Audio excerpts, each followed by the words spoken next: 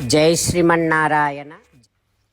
కిష్కింధాకాండలో అయితే ఈ అంగదుడు సుగ్రీవుడు చెప్పినటువంటి పని చేసి చేసి అలసిపోయి ఉన్నాడు. ఇప్పుడు ఇట్లాంటి గొప్పవాడైనటువంటి అంగదుడు సుగ్రీవునితో వేరుపడకుండా సన్నిహితంగా ఉండేటట్లు ఇప్పుడు మనం చెయ్యాలి అని హనుమ అనుకొని ఇక ఈ రకంగా అంటూ ఉన్నాడు. హనుమ స చతుర్నాం ఉపాయానాం తృతీయం ఉపవర్ణయన్.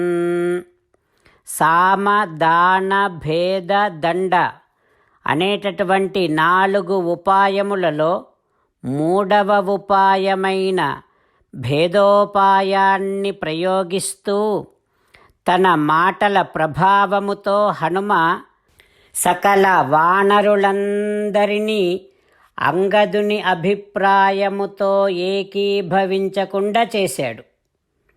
ఏమిటి అంగదుని అభిప్రాయం? తారుడేం చెప్పాడు? మళ్ళీ బిలమునకే వెళ్ళి అక్కడే నివసిద్దాం అని తారుడు చెప్పిన దానిని అంగదుడు అంగీకరించటం, అది వానరులందరూ కూడా అంగీకరించారు మొదట్లో.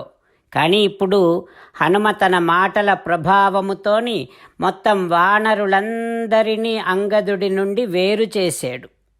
వానరులందరినీ అంగదుడికి వ్యతిరేకము చేశాడు.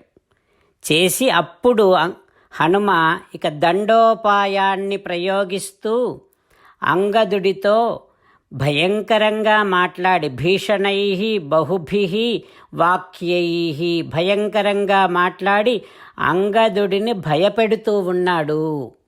ఈ రకంగా మొట్టమొదట బలాన్నంతటిని కూడా అంగదుడి నుండి వేరు చేసి అంగదుడిని భయపెడుతూ అంగదుడిని సుగ్రీవుడికి సన్నిహితుడుగా ఉండేటట్టుగా ఒక ప్రయత్నాన్ని కొనసాగిస్తూ ఉన్నాడు మన హనుమ. హనుమ అంగదుడితో ఈ రకంగా అంటూ ఉన్నాడు, అంగదా, నువ్వు నీ తండ్రిలాగానే సమర్థుడవు. అయితే మన మనస్సులు, వానరుల మనస్సులు చాలా చంచలంగా ఉంటాయి. ఆ విషయం నీకు తెలుసు. నీ ఆజ్ఞకు ఈ వానరులందరూ ఎల్లకాలము లోబడి ఉంటారు అని అనుకోకు. నీ ఎదురుగానే చెబుతున్నాను, విను.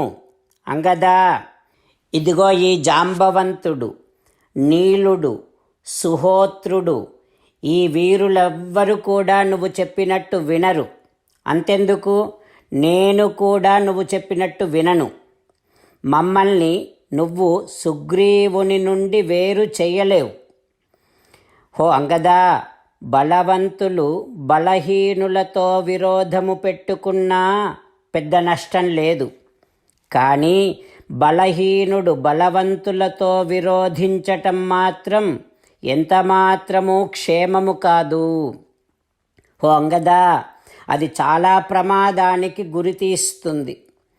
అంగదా, తారుడు చెప్పగానే ఆ బిలములోనే ఉండాలి అని అనుకుంటున్నావు కదా. ఆ బిలం నిన్ను కాపాడుతుంది అని అనుకుంటున్నావు కదా. అయితే ఏ బిలము నిన్ను కాపాడుతుంది అని అనుకుంటున్నావో ఆ వృక్ష బిలాన్ని చీల్చటం అనేది ఏతత్ లక్ష్మణ బాణానాం ఈషత్కార్యం విదారణే. లక్ష్మణుని బాణాలకు ఆ బిలాన్ని చీల్చటం అనేటటువంటిది చాలా చిన్న పని. అంగదా, పూర్వము ఒకనాడు ఇంద్రుడు ఈ బిలము పైన వజ్రాయుధాన్ని ప్రయోగించి కొంత మాత్రమే ఈ బిలాన్ని చెదర్చగలిగాడు. రామచంద్రులను మనసారా ధ్యానము చేస్తూ పరమదయాలువు పరమశివుడు చెప్పిన పరమపావన రామనామాన్ని చెబుతూ మనము రామనామ గానము చేస్తూ ఉంటే అదిగో సీతారామచంద్రులు, పార్వతీ పరమేశ్వరులు, ఆంజనేయస్వామి, సకల దేవతలు, పితృదేవతలు, మహర్షులు, ఆచార్యులు, భాగవతోత్తములు అందరూ మనని చూసి ఆనందముతో అనుగ్రహిస్తున్నటువంటి దృశ్యాన్ని భావన చేస్తూ నోరారా రామనామగానము చేద్దాం. రామ రామ దశరథ రామ, రామ రామ దశరథ రామ, హే హే రాజా రామ, హే హే రాజా రామ, హే హే సీతారామ,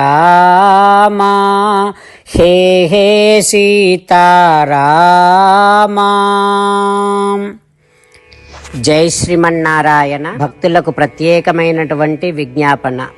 మీకు అన్ని విషయాలలో వెంటనే మంచి ఫలితాలు రావాలి అనంటే ప్రతిరోజు 1 నిమిషం వెచ్చించి నారాయణాస్త్రాన్ని చదవండి.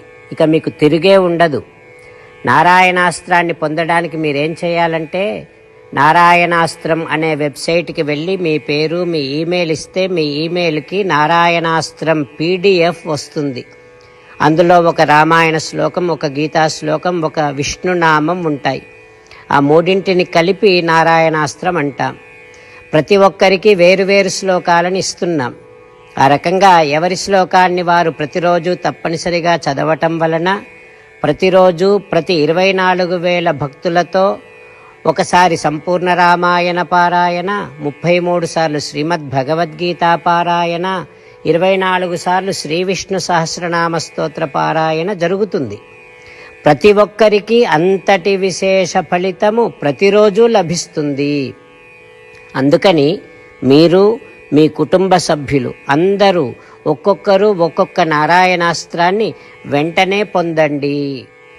జై శ్రీమన్నారాయణ. శ్రీమద్ భగవద్గీత సారాంశముగా 18వ అధ్యాయములో 65 నుంచి 69 శ్లోకముల ద్వారా శ్రీకృష్ణ భగవానుడు మనందరినీ ఒక 8 పనులు చేయమని చెబుతూ పరమాత్మ ఈ రకంగా అంటూ ఉన్నాడు.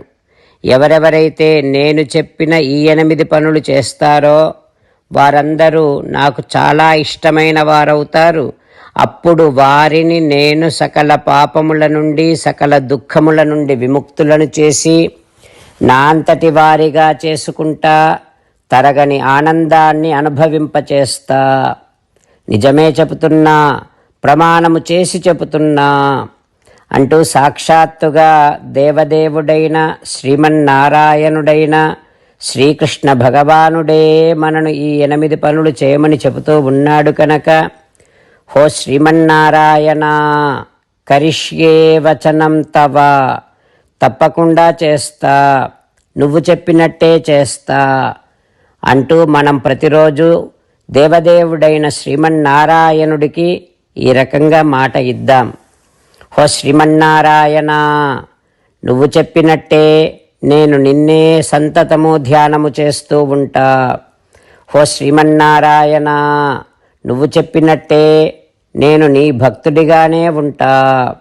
హో శ్రీమన్నారాయణ, నువ్వు చెయ్యమన్నట్టే నేను నా విధులను, కర్తవ్యాలను నీ సేవగా, నీ తృప్తి కోసమనే సక్రమంగా నిర్వర్తిస్తూ ఉంటా. హో శ్రీమన్నారాయణ, నువ్వు చెప్పినట్టే నేను నీవాడిని అనే మహావిశ్వాసాన్ని సంతతము కలిగి ఉంటూ నా హృదయములో నీకే నమస్కరిస్తూ ఉంటా. హో శ్రీమన్నారాయణ, మామేకం శరణం వ్రజ, నన్నొక్కడిని మాత్రమే శరణు వేడుకో అని నువ్వే అన్నావు కనుక నేను నిన్ను ఒక్కడిని మాత్రమే శరణు వేడుకుంటా. హో శ్రీమన్నారాయణ, మా శుచః, ఇక దుఃఖించకు అని నువ్వే నాకు భరోసా ఇస్తూ ఉన్నావు కనుక నేను ఇక దుఃఖించను. హో శ్రీమన్నారాయణ, నువ్వు చెప్పినట్టే నువ్వు నా కోసమని చెప్పిన శ్రీమద్భగవద్గీతను ఎప్పుడో ఒక్కసారి కాకుండా ప్రతిరోజు కనీసము 1 శ్లోకాన్నైనా అనుసంధానము చేస్తూ గీతోపదేశాన్ని జ్ఞాపకం చేసుకుంటూ ఉంటా. హో శ్రీమన్నారాయణ, నువ్వు చెప్పినట్టే నువ్వందరి కోసమని చెప్పిన శ్రీమద్భగవద్గీతను తెలియని భక్తులందరికీ తెలియచేసే నా వంతు ప్రయత్నాన్ని నిరంతరము కొనసాగిస్తూనే ఉంటా. ఓ శ్రీమన్నారాయణ, నేను నువ్వు చెప్పినట్టే చేస్తా, నీకు నచ్చినట్టే ప్రవర్తిస్తా, నీకోసమే పని చేస్తూ ఉంటా. కరిష్యే వచనం తవ. సర్వం శ్రీకృష్ణార్పణమస్తు. జై శ్రీమన్నారాయణ.